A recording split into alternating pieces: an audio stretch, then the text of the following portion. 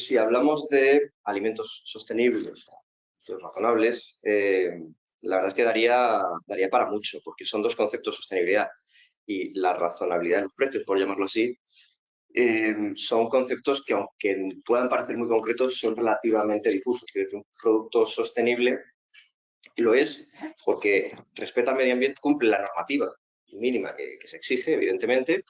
Ahora, la nueva ley de residuos, que va a afectar también seguramente a productores y a distribuidores, y eso puede tener repercusión en el precio, por ejemplo, es decir, productos que cumplen la normativa y además son respetuosos con el medio ambiente.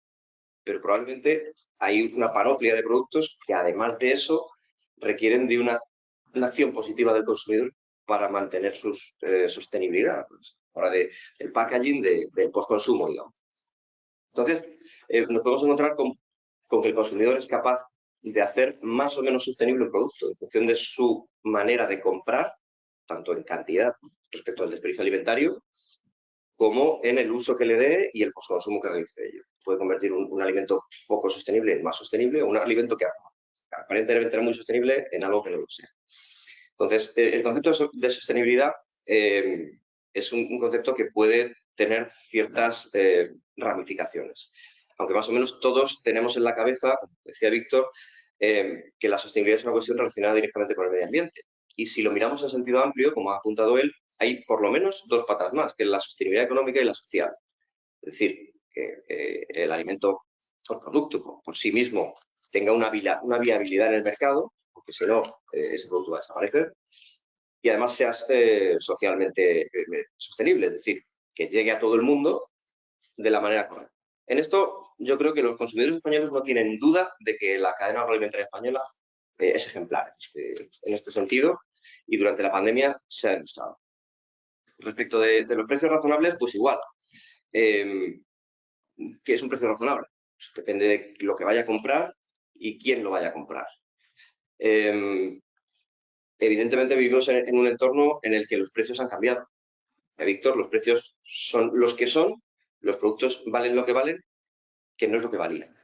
España, nuestro país, es un oasis alimentario y estamos acostumbrados a tener una variedad enorme, una cantidad enorme y unos precios que, comparativamente con el resto de países del marco europeo, son extraordinariamente competitivos.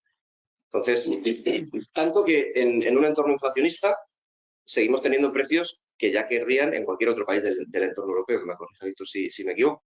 Entonces, es muy difícil acostumbrarse a ver en los lineales determinados precios que antes no había, pero hay que tener en cuenta el contexto. Y esto es lo que tratamos de trasladar al consumidor desde hace un tiempo, desde que empezó la tormenta perfecta, que continúa y no sabemos hasta cuánto va a durar, ni qué eventos más nos depara el futuro que puedan mejorar o mejorar las circunstancias.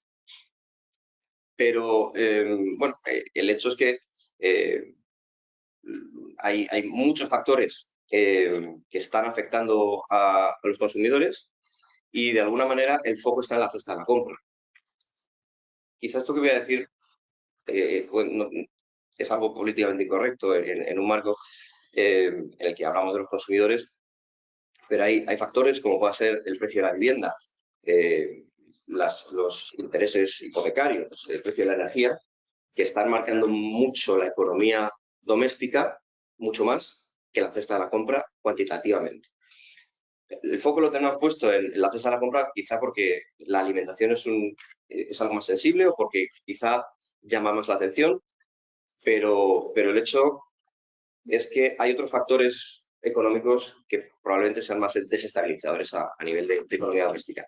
Esto hay que trasladar al consumidor porque todos estos productores, todos estos actores de la cadena agroalimentaria también están sufriendo estos factores, también están sufriendo el precio de los inmuebles que necesitan, también están sufriendo el precio de la financiación, también están sufriendo el precio de la energía y el precio de las carburantes. Y no podemos pretender que los productos que estos agentes nos traen a casa sigan costando lo mismo cuando a ellos también se les están incrementando el resto de costes. Cuesta mucho porque al final vivimos épocas convulsas de mucha frustración y siempre hay que buscar algún tipo de causante o de culpable.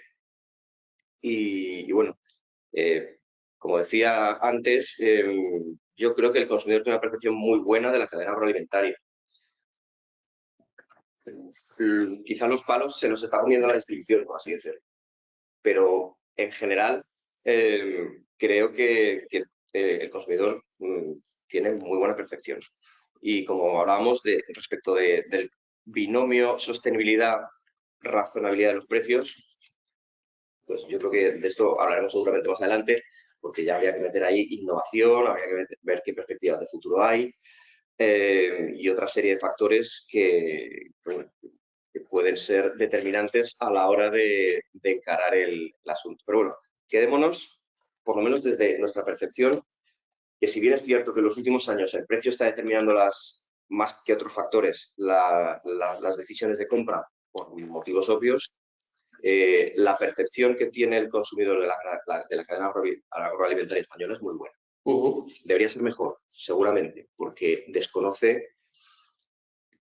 consumidor medio desconoce lo que es la cadena agroalimentaria, conoce las piezas que lo forman, pero no acaba de unirlas, por así decirlo, ¿vale?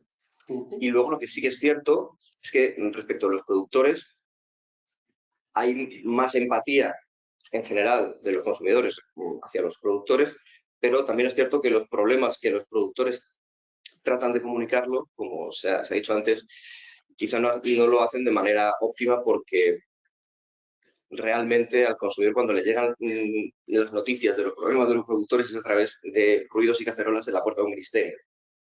Antes de eso, el consumidor no tiene mucho input de lo que está pasando en la cadena agroalimentaria y sería muy positivo de alguna manera ir haciéndoles llegar no solo los problemas, sino los esfuerzos y también los éxitos, que los hay y que en muchas ocasiones pasan desapercibidos.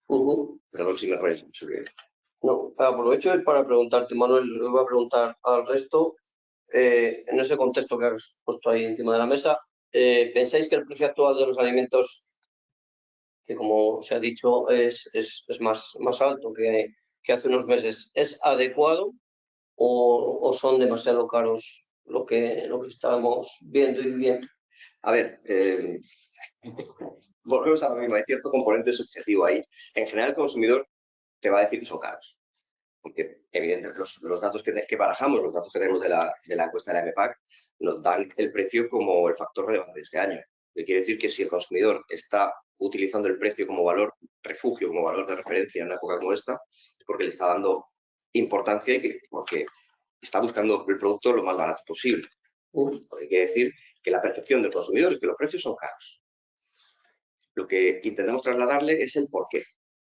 Por qué estos precios son así, cuáles son las causas y intentar aportar determinadas soluciones. Hablábamos en la presentación del estudio de este año de la MEPAC que los alimentos hayan subido de precio no debe significar que el consumidor se alimente peor. Al contrario, tiene que alimentarse, debe intentar elegir mejores productos, luchar más contra el desperdicio alimentario y aprender a manejar productos de temporada, de proximidad, etc. para reducir algo el impacto. Más allá de eso, pues, como digo, la percepción del consumidor es que los precios han subido, que eso es innegable. Hay que hacer cierta pedagogía y eso es una asignatura que vamos a tener pendiente porque la formación y la información del consumidor es algo que no acaba nunca.